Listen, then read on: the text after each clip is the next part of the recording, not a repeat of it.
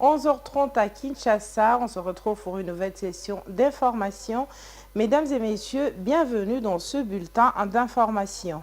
Initialement prévu pour le lundi 29 juillet, les traitements des candidatures est donc fixé pour le vendredi 2 août, tandis que la campagne débutera le lundi 5 août 2024.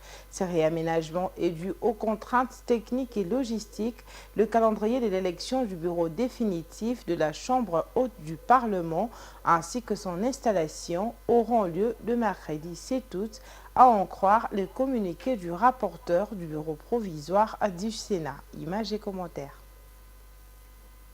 Qui sont pour 29 juillet 2024, l'ouverture du bureau de réception de candidatures aux différents postes de membres du bureau définitif du Sénat a été décalée de 72 heures. Le bureau d'âge de la Chambre haute du Parlement justifie cette modification du calendrier par de problèmes techniques et logistiques. Dans le calendrier réaménagé, le dépôt de candidature est fixé au vendredi 2 août, alors que le samedi 3 août 2024, il est prévu l'examen des candidatures par la commission ad hoc et l'affichage de la liste provisoire des candidats retenus. Selon Ivan Kazadi-Kankonde, rapporteur du bureau provisoire, le lundi 5 août, il y aura examen des candidatures de la commission ad hoc et affichage de la liste définitive. Après cette étape, le mardi 6 août, la séance plénière d'audition de messages de campagne électorale, alors que l'élection proprement dite et installation du bureau définitif est annoncée pour le mercredi 7 août prochain. Cette évolution de la situation politique au niveau de la Chambre haute du Parlement va une nouvelle fois accélérer les tractations au sein de la majorité parlementaire, tout comme à l'opposition pour la composition du ticket à présenter pour l'élection de membres du bureau définitif. Sur les 7 postes du bureau définitif du Sénat, la majorité parlementaire à elle seule aura droit à 6 postes et l'opposition un seul. L'élection et l'installation du bureau définitif du Sénat va automatiquement sanctionner la fin de la session extraordinaire inaugurale ouverte par la mise en place du bureau d'âge du Sénat conformément aux dispositions de l'article 114 de la Constitution de la République. Ces nouveaux bureaux qui sera élu va succéder officiellement au bureau Modeste Bahati Lukwebo qui a géré la Chambre haute du Parlement durant 3 ans.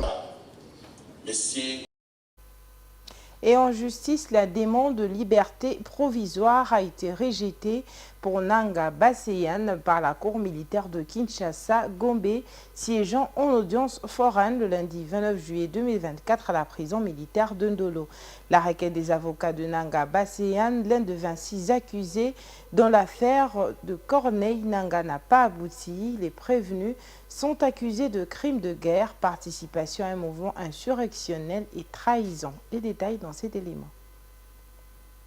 Dès l'ouverture de l'audience de ce lundi 29 juillet 2024, le ministère public a sollicité l'adjonction du dossier des prévenus en instruction au regard de la connexité des faits. Après s'être retirée, la Cour a rendu un arrêt avant de dire droit dans lequel elle a ordonné l'adjonction. L'un des avocats de Nanga Baseyan a fait valoir que son client a été arrêté de manière arbitraire parce qu'il porte le même nom qu'un des prévenus en fuite et qu'il a été appréhendé dans une concession appartenant à ces prévenus. Finalement, la Cour a rejeté la demande de liberté provisoire. À l'audience du jeudi 25 juillet 2024, Nanga Baseyan a nié toutes les accusations portées contre lui, affirmant qu'il n'est pas membre de l'AFC et qu'il n'a jamais été en contact avec les autres accusés. À noter que parmi les accusés, Vianney Karazama, autrefois la voix du mouvement rebelle en 2012, a été ajouté à la liste des prévenus. Des photos de lui ont récemment circulé dans des zones occupées par le M23 et selon plusieurs sources, il était retiré au Rwanda. Il est désormais poursuivi comme les 25 autres accusés. L'auditeur a saisi la Cour pour intégrer Karazama au procès en raison de la connexité de faits. La Cour a pris ses demandes en délibéré,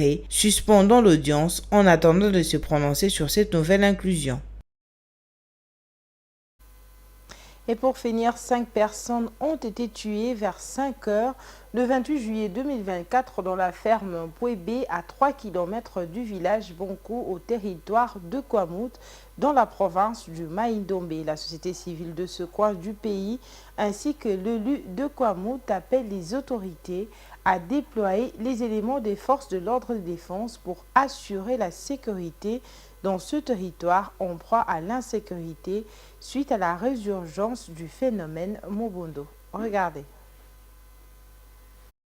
3 enfants, une femme et un jeune homme de 22 ans ont été tués dimanche 28 juillet à 5 h du matin dans la ferme Mpwebe située à 3 km du village Kambankou sur la route nationale 17. Les miliciens Mobondo qui ont fait incursion étaient munis d'armes de guerre et le corps des victimes gisait encore sur le sol jusque dans les après-midi. La nouvelle est livrée par le député national élu de Kwamouth, Guy Moussomo, et confirmée par la société civile de Kambankou. Le député appelle les autorités à déployer les éléments de force de l'ordre et de défense afin de sécuriser la partie sud du territoire de Kwamouth. Les villageois ne savent comment se rendre sur le lieu du drame pour récupérer le corps de leur frère. Après une certaine accalmie, le territoire de Kwamouth connaît une résurgence du phénomène Mobondo. La population paysanne ne sait plus à quel sens se vouer. L'élu de cette partie du pays sollicite auprès du gouvernement central les déploiements de FARDC et des policiers pour intensifier